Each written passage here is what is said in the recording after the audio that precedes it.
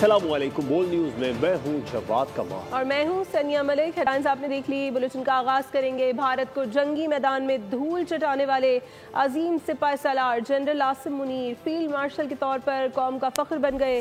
वजीर आजम शहबाज शरीफ की ज़ेर सदारत वफाकी काबीना के इजलास में तारीख साज फैसला किया गया है। Air chief marshal Zaheer Ahmed Babar की भी खिदमत जारी रखने का फैसला। फील्ड मार्शल ने कहा, यह एजाज पूरी कौम अफवाज पाकिस्तान खासकर शोहदा और गाजियों के नाम है। सफाक दुश्मन को करारा जवाब। जनरल आसिम मुनीर जिंदाबाद। अजीम सिपाही सालार जनरल आसिम मुनीर कौम का फख्र बन गए। हुकूमत ने उन्हें फील्ड मार्शल के ओहदे से नवाज दिया। वजीर आजम शहबाज शरीफ की ज़ेर सदारत वफाकी काबीना का अहम इजलास हुआ। काबीना ने तारीख साज फैसला किया। जनरल सैयद आसिम मुनीर को फील्ड मार्शल के ओहदे पर फाइज कर दिया गया।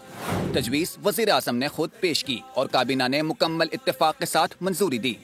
Air chief marshal Zaheer Ahmed Babar की मुद्दत मुलाजमत पूरी होने पर उनकी खिदमत जारी रखने का भी फैसला कर लिया गया। पुरमुसरत मौके पर फील्ड मार्शल सैयद आसिम मुनीर का बड़ा बयान सामने आ गया।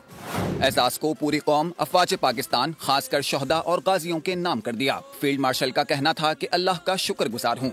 ये ओहदा कौम की अमानत है जिसे निभाने के लिए लाखों आसिम कुर्बान। पाकिस्तान हमेशा जिंदाबाद। सब्सक्राइब करें और बेल दबाएं ताकि कोई खबर रह न जाए।